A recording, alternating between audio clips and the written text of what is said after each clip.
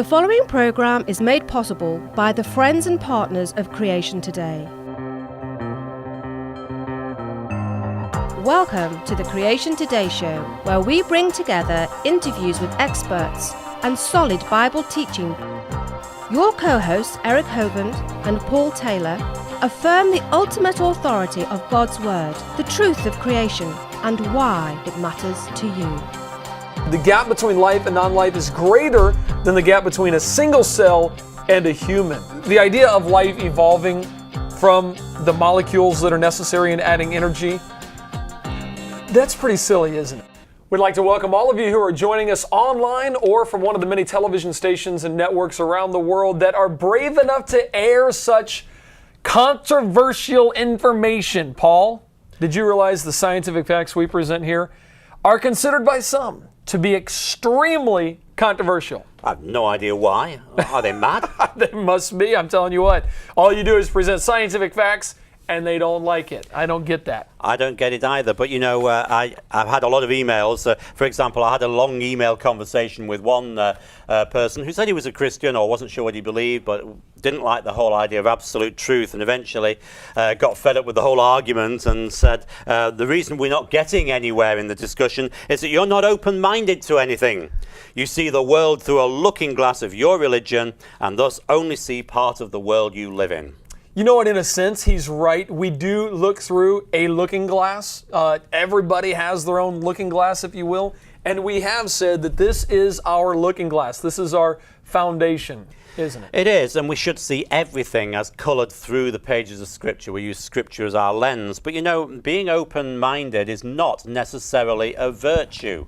That's true. You know, being open-doored on your house is not necessarily a virtue. If you live in a high-crime area, you want to keep the burglars out. Otherwise, you come back from the mall and you've got no stuff. That's true. And if you leave your mind open all the time, you'll find that all the good stuff that God has put in there will be robbed from you. So you're not open-minded to the idea of 2 + 2 = 5?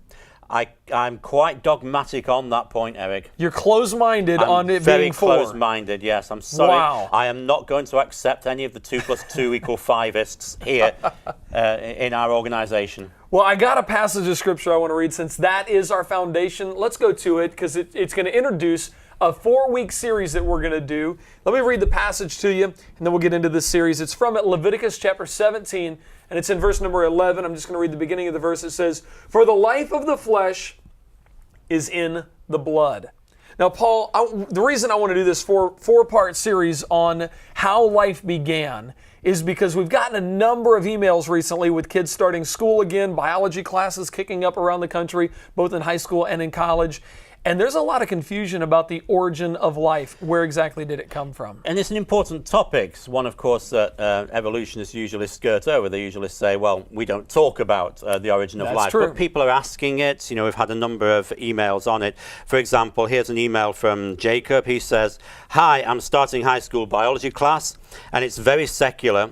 We started on the origin of life, and he, that is his teacher, made it sound like it was no problem for evolution and said simple life could evolve easily. He talked about how he knew that the Miller-Urey experiment was debunked, but talked about new experiments that got the same results with different conditions of the supposed early atmosphere. I just wanted to know what your thoughts were and if you've got anything that you can help me through the year with on evolution." Wow, well, he's right. The Miller-Urey experiments have been debunked. We're going to actually talk more about those in just 2 weeks as we talk about did life originate Yes. in the primordial soup. So we see evolutionists have to deal with this problem. They can't just say, we don't need to deal with the origin of life. You've got to ultimately deal with it. And there's basically 3 ways, right? That's right. I mean, briefly, we could just say that the Miller-Urey experiment is a method of trying to work out this primordial soup to see where life came from, put particular materials in particular conditions, and get particular chemicals out, which they claim to be building blocks of life. And so they build the experiment to produce the results they want to produce. That's right. And there are other experiments where slightly adaptations of them where slightly different results are used. We'll look at those in a lot more detail in 2 weeks' time. Well, this series, I really want to cover these basically, there are 3 ways of getting life to evolve according to the evolution worldview. And then, of course, in the fourth part, I want to talk about what God says about how life began. Evolutionists really have to tackle this somehow. So they've tried 3 different approaches. They've said, well, maybe life evolved on Mars. We got that email, a couple emails about these new articles coming out that they find life on Mars. Some people say, no, that's not possible. So they say, well, maybe it's this idea of panspermia, which Richard Dawkins actually promoted in the Expelled movie. He said, maybe aliens seeded planet Earth. Well, it doesn't help us with the origin of life in the first place, but we'll talk about that next week. Then you got the idea of the primordial soup. Did all the right chemicals get together in the right place and actually create life? So that's what I want to talk about as we go through these next couple of weeks, how life began. But I came across a documentary film that showed exactly how life was produced. Are you serious? That's right, and we can see that now in the lower part of the screen. Let's roll that. Let's roll it. Yeah. Paul, that is not a doc. Evolutionists wish that was true. That is not a documentary, okay? But YouTube assured me it was. There you saw the dead body parts, and Dr. Frankenstein put electricity through it, and it came to life. You saw it there on the screen. I guarantee you evolutionists wish that could happen. That's in fact really pretty much what they believe happened. Yeah. Really, the evolutionist idea of how life came about is pretty much a just more sophisticated version of what Mary Shelley put in her book. Now, you taught science, so you actually know the scientific way to describe what life is. Because if we're going to talk about how life began, first of all, we got to talk about what life is. What is life? Right. Well, yes, what is life is a very important question, and most high school textbooks that I've come across tend to use a number of, usually about 7 points that you can look at, a checklist of 7 points that you can use, and there's a mnemonic to help you with that. The mnemonic is Mrs. Gren, like Mrs. Green, but miss out one of the E's. Mrs. Gren, so you've got MRSGREN. And it's a checklist of 7 things you look at and you say, if life has got these 7 characteristics, then in that case, it must be alive. It must have movement, because all living things move, even plants in a sense. Respiration, they've got to be able to get energy from food in some way. S stands for sensitivity. All plants need to be able to detect their environment in some ways. Even trees will do that to some extent. Growth, all living things will grow. The next R is reproduction. Living things need to be able to reproduce new versions of themselves. There'll be excretion, because having taken in food, they need to get rid of the waste products. That's awkward. Yeah, that's our polite word for it. And N is for nutrition, where the organism has got to be able to take in food and be able to use it. So while a car can run, it runs off energy produced by the gasoline. It doesn't grow and things like that, so it's not alive. Well, it's an interesting one, because actually a car would probably fulfill 6 of those if you consider the gas to be like nutrition, but it won't reproduce. So therefore, we don't say, it won't reproduce, and it doesn't grow. So but it does probably hold the other 5. Okay, so if this is life, this describes how to determine what life is, but it doesn't really tell us what life is. I mean, when you stop and think about it, we're having a problem figuring out what life is. I mean, you've heard if you get all the molecules in the right place and add energy, you can create life. But I just don't think that's true. I mean, you guys know what's red and green and goes, what's red and green and goes 175 miles an hour, right? It's a frog in a blender. A frog in a blender. Some of you are not brave enough to do this experiment, so I have decided to do it for you. Ready? Yes, ladies and gentlemen, right here. Ready? After this commercial break, we'll find out what happens. I put several frogs together, find out what happens to them right after this. Faith is the great cop-out, the great excuse to evade the need to think and evaluate evidence. Richard Dawkins. Imagine visiting some of the world's most prestigious universities, interviewing top evolutionary scientists, atheists, and holding their feet to the fire until it's clear that there is no evidence for Darwinian evolution, that it's not scientific. We have thousands of examples. Can you give me one? I can give you thousands. Just one. The observable evidence that you give me for Darwinian evolution is bacteria becoming bacteria. Still bacteria, there's no change of kind. Evolution versus God. If you believe in evolution, prepare to have your faith shaken. You know, the problem with those who are unable to see evolution I think, is they don't have imagination. That is so true.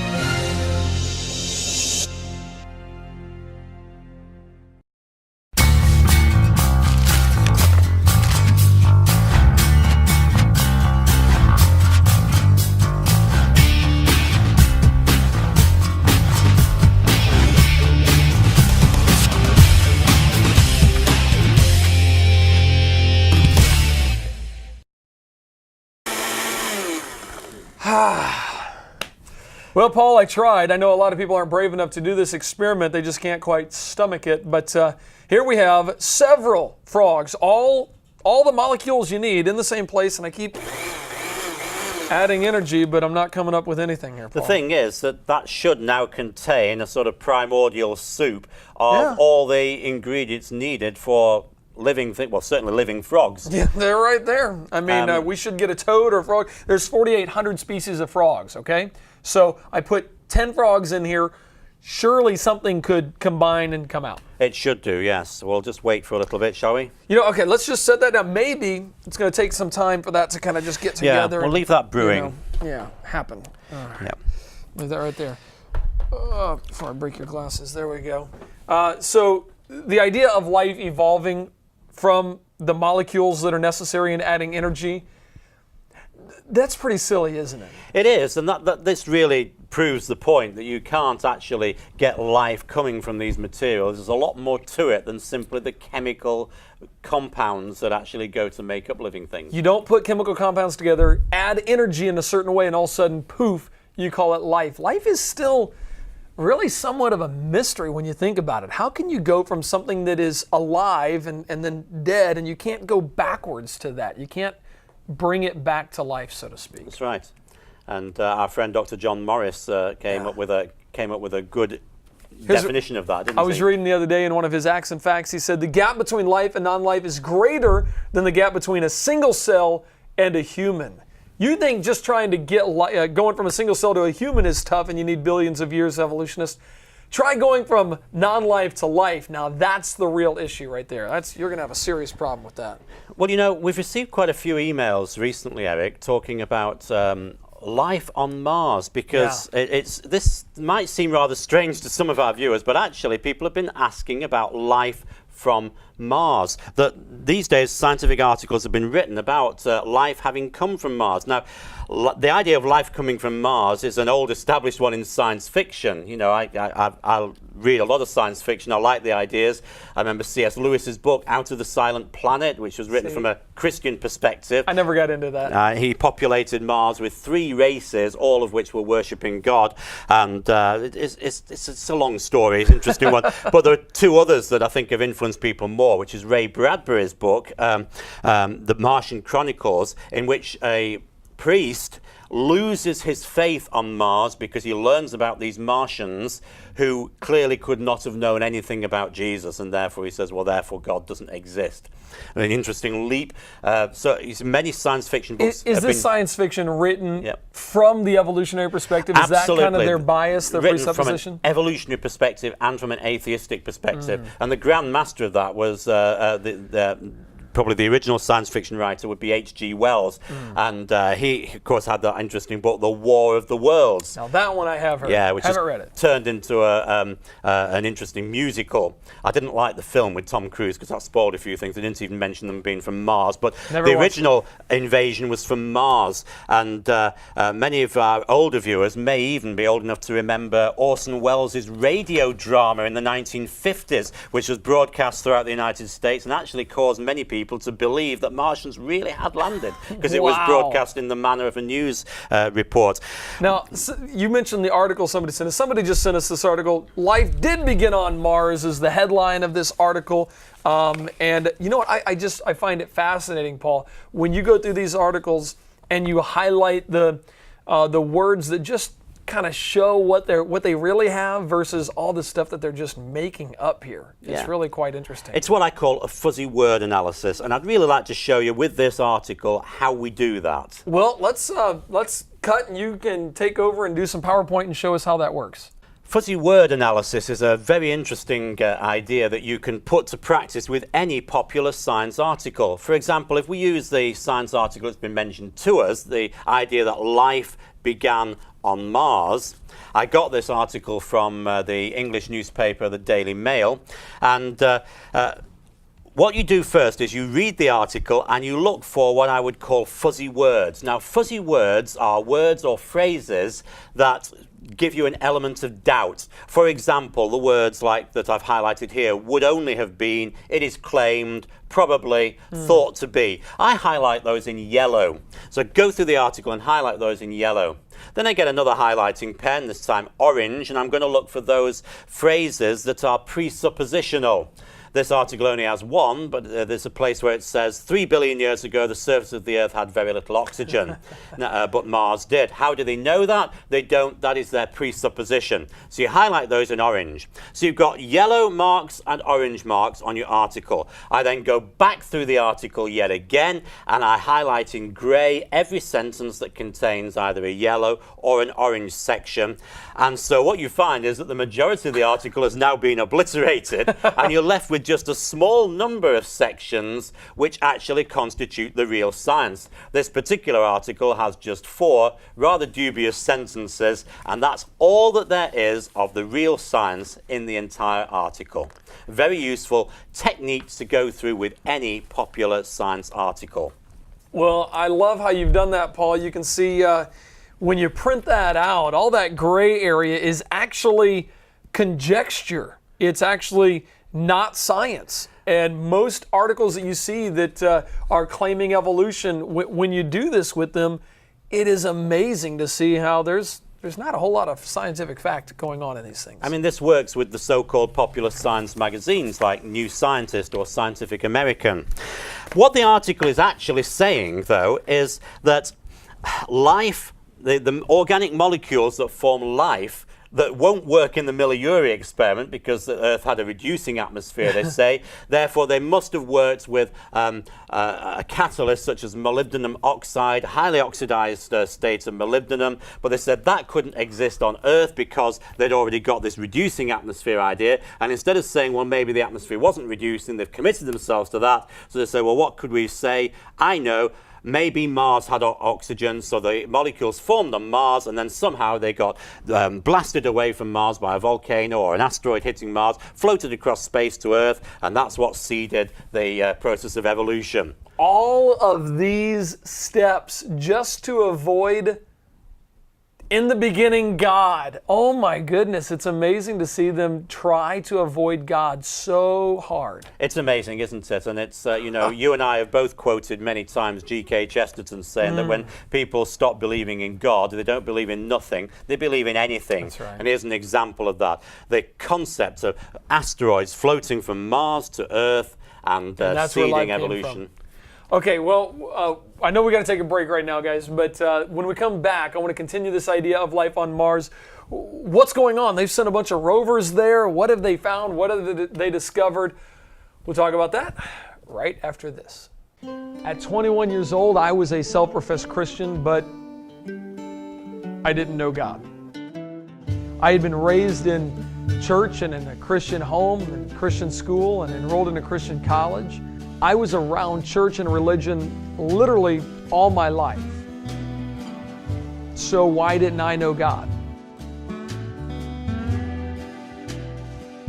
Growing up in a Christian home, I got really good at pretending to be a Christian. I didn't really have a desire for righteousness. Instead, the only thing I pursued was trying to make everybody think that I was a good person and give the perception that I had Christ as my Savior. I just wanted to look good among my friends.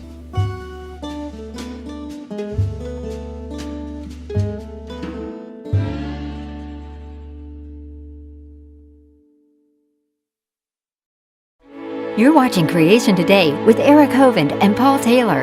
And now, back to the show. Welcome back. You're watching the Creation Today show. We're in a series on how life began. We've been discussing the idea that, man, they've had to take the life evolving on Earth away to Mars in order to have a reducing atmosphere. And what they've really discovered there, Yeah. the scientific articles are claiming, hey, this really could have made it happen. Yeah, Keyword there, could, maybe, possibly, your fuzzy word analysis. Yeah, their problem is, we talked about Miller-Urey needing, and similar experiments needing a reducing atmosphere, so therefore they say this proves that Earth had a reducing atmosphere many, many years ago. And that's their only reason, really, for saying that Earth had a reducing atmosphere. They then discover that some of the reactions that they hope happened require a catalyst of molybdenum oxide, where the molybdenum needs to be in a high oxidation state. And that obviously can't happen in a reducing atmosphere. That would make put the molybdenum into a low oxidation state. Obviously. So they said, well, maybe at that time Mars had an oxidizing atmosphere, so maybe the original reactions happened on Mars. So you've got these original compounds in Mars, an asteroid comes along, knocks a few rocks off Mars, or maybe there's a volcanic explosion there. Rocks float across space, they land on Earth, and that's what seeds the Earth. And this idea has been around for quite a while, Eric, because I remember seeing in 1996, I believe it was, President Bill Clinton making an announcement that a meteorite had been found in Antarctica. And the idea is that this meteorite in Antarctica had what they call proto-fossils in it, fossils of these strange compounds that must have floated across space from Mars. Must have. Must have. Must have. Just must have. I know, because, if you broke the rock open, it must have said made in Mars in the middle of it, I presume. I tell you, the science that we keep looking at, the facts that we keep looking at, just continue to put the evolutionists between a rock and a scientific fact. I mean, they have no room to go. They don't know how life formed. They keep saying, we don't get it, we don't understand, but at least we're not a God of the gaps people. You know what's supposed to happen with scientific theories? What happens is you find a piece of evidence that doesn't fit the theory, so the theory is supposed to be thrown away. The trouble is they've invested so much intellectual capital and so much philosophical capital, really, let's face it, in the model that they produced, that they can't throw it away. So instead, they produce a rescuing mechanism. They bend the science to fit the theory rather than bend the theory to fit the science. It's the student car method of scientific theories. When I was a student, I had a friend who had a car, and every time a bit fell off, he tied it on with string. So eventually the car was being held together with string. The theory of evolution is literally being held together with string. It's in pretty bad shape, no doubt about it. But they have to do that because they have to produce what seem to, on the surface, be the daftest ideas, because they cannot possibly accept the alternative, which is that God made things. Well, tell me about this, because it is really intriguing to me that we have actually sent rovers and sent things to Mars that are driving around, taking pictures, sending them back to us. I'm just blown away at the technology that they can actually do that. That is pretty impressive. In 1997, the United States sent their first Mars rover called Sojourner to Mars, and it's like a little sort of a Meccano lorry, a little truck going across the surface of Mars, looking at rocks, taking photographs of rocks. There was an interesting cartoon in one of the British newspapers of this sort of picture of Mars with rocks and the Mars rover taking photographs of it, and the picture is actually being stood up, behind which there's a Martian there laughing his head off because he's hiding behind this picture. But of course, they haven't found any life. Nothing. Since then, they've sent 3 other rovers to Mars. The United States, NASA has sent 3 other rovers to Mars, and they are currently sending pictures. And they're very interesting. You can go to the NASA website and you can find these pictures. And one of the things I like about the NASA website is they let you use their pictures copyright free. So it is interesting. But there are no Martians there, not even any little bugs in the rock. They keep finding things that they say, well, that means there must be water here. And of course, water means life. Does it really? Yeah, what is life anyway? Can science even explain? Yes. Okay, so we can describe how to find it, but can we explain what life really is? And there's nothing that really fulfills the criteria of Mrs. Gren. But the European Space Agency had a go, just once. They tried to send a craft to Mars, and the idea was this thing was going to land on Mars, it was going to dig into the soil, it was going to find organic chemicals, course. And they really decided what they thought they were going to find before they even sent the thing. And they called the craft Beagle 2. Wow. Now that's very significant because, of course, they were implying that, of course, the original Beagle was the ship on which Charles Darwin sailed when he went around the world and supposedly developed the theory. We've talked about that before. Of course, he didn't develop the theory of evolution. He was already predisposed to the theory of evolution and the concept of millions of years before he even set foot on the Beagle. But nevertheless, trust him. He knows. Yeah. He's studied his life and he talks just like him. Nevertheless, the concept was that he discovered evolution on the Beagle. So Beagle 2 was going to Mars and was supposed to find life on Mars. Of course, they miscalculated. It crashed, wasted a huge amount of European Space Agency money. So this is all taking place in the name of evolution, trying to find life on the red planet, on Mars. I mean, it's still, this evolutionary paradigm is causing them to do this, to go search for this. Am I wrong That's right. in that? The various space agencies around the world have really now been taken over by the concept of trying to find evolution out in space somewhere. And we see that with the Mars probes, and we're going to be talking a bit more about other ideas that NASA and the European Space Agency and so on have had with other experiments to try and find life in outer space. It's evolutionary propaganda is what's driving these things. All right, so we don't see life on Mars, which is one of the theories of how life began. They have not solved this problem. We've got it solved, okay? Next week, I want to talk about the idea of maybe aliens seeding planet Earth. That theory is known as panspermia. Was promoted by Richard Dawkins and Crick, right? Francis Crick used to believe this as well. The Francis Crick was the man, one of the people who developed the model for the molecule of DNA. Okay, and then we've got the whole idea of the primordial soup. What about the primordial soup? Did life evolve right here in the primordial soup with the lightning bolt and poof, life came about? So over the next couple of weeks, I want to continue this series on how life began, how it really got started, knowing all along that we've already got the right answer.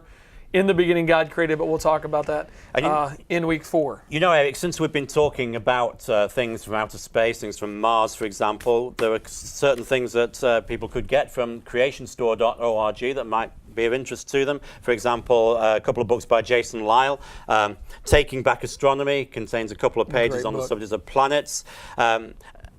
This book, Jason's book, The Stargazer's Guide to the Night Sky, is very interesting because this is how you can actually look at things in outer space, and particularly how you could look at the planet Mars, for example. So there's several books from a creationist perspective on astronomy that you can use to study the heavens. It's a great study that you should do. As Christians, we want to be informed. We want to be up to date. We want to know the science going behind all this. And since we're talking about how life really began, please make sure that you check out GenesisMovie.com for the coming film clip. We've got some exciting news coming up very soon in a couple of weeks about that. GenesisMovie.com. It's going to be incredible. Well, thank you guys so much for joining us. That is our show for today. We'll see you next week as we talk about panspermia.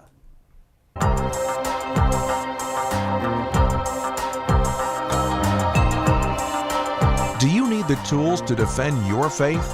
Visit our websites for up-to-date content. Attend one of our live events. And shop online at creationstore.org. We are Creation Today.